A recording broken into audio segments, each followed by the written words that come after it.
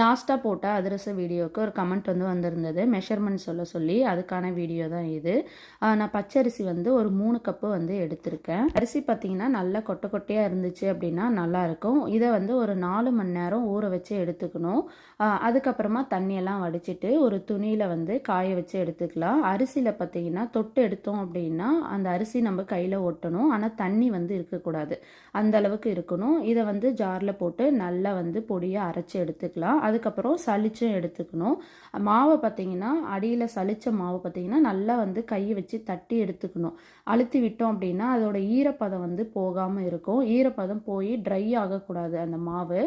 உடனே வந்து ஒரு பக்கம் நான் பாகுக்காக பாத்திரத்தில் 3 கப்பு ரைஸுக்கு நான் 3 கப்பு வந்து வெல்லம் வந்து எடுத்திருக்கேன். இது வந்து தலைவட்டியெல்லாம் எடுக்கல, எவ்வளோ அரிசி எடுத்திருக்கோமோ அந்த அளவுக்கே பார்த்திங்கன்னா நான் வெல்லம் வந்து எடுத்திருக்கேன்.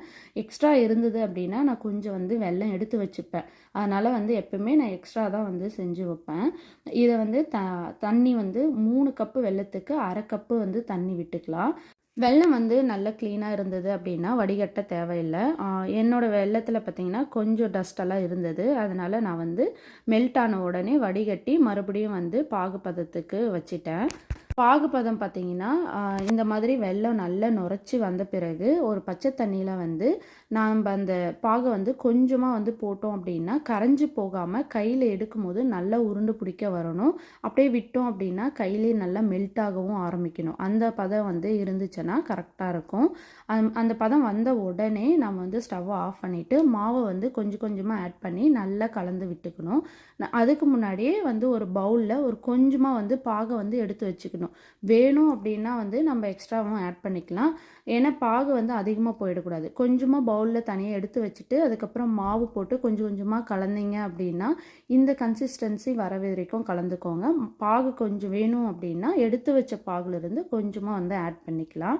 நான் வந்து நைட்டு போலவே வந்து இதை செஞ்சு வச்சிட்டேன். அடுத்த நாள் காலையில் செய்யும் போது ரொம்பவே நல்லாயிருக்கும். இந்த பாகு பதம் பார்த்திங்கன்னா ஓரளவுக்கு வந்து திக்காக இருக்கும். நம்ம கையில் எடுக்கும் போது நல்லா ப்ரெஸ் பண்ணுற அளவுக்கு தான் வந்து இருக்கும். எண்ணெயும் பார்த்திங்கன்னா ரொம்ப சூடாக இருக்கக்கூடாது, லைட்டான மிதமான வந்து சூட்டில் தான் வந்து இருக்கணும். ரொம்ப சூடாக இருந்துச்சு அப்படின்னா மேலே மட்டும் கருகி போயிடும். இதை வந்து எடுத்து போட்டு நம்ம ஓட்டை போட்டும் வந்து செய்யலாம். அப்படியே வந்து ஓட்டை இல்லாமல் ப்ளைனாகவும் செய்யலாம். எங்கள் ஊர் சைடெல்லாம் இந்த மாதிரி ப்ளைனாக தான் வந்து தட்டி போட்டு செய்வாங்க. ஆனால் எனக்கு தம்பி வந்து ஓட்டை போட்டு கேட்குறதுனால நான் லைட்டாக வந்து நடுவில் ஓட்டை போட்டுட்டு வடை மாதிரி வந்து சுட்டு எடுத்துட்டேன். அதிரசம் பார்த்திங்கன்னா ரொம்பவே டேஸ்ட்டாக இருந்தது. உள்ளே இருக்கிற மாவும் வாயில் வச்ச உடனே அப்படியே கரைஞ்சி போச்சு. எனக்கும் எங்கள் வீட்டில் இருந்து எல்லாருக்கும் ரொம்ப பிடிச்சது. இந்த அதிரசத்துக்கு பார்த்திங்கன்னா நீங்கள் ரேசன் அரிசி போட்டாலும் ரொம்பவே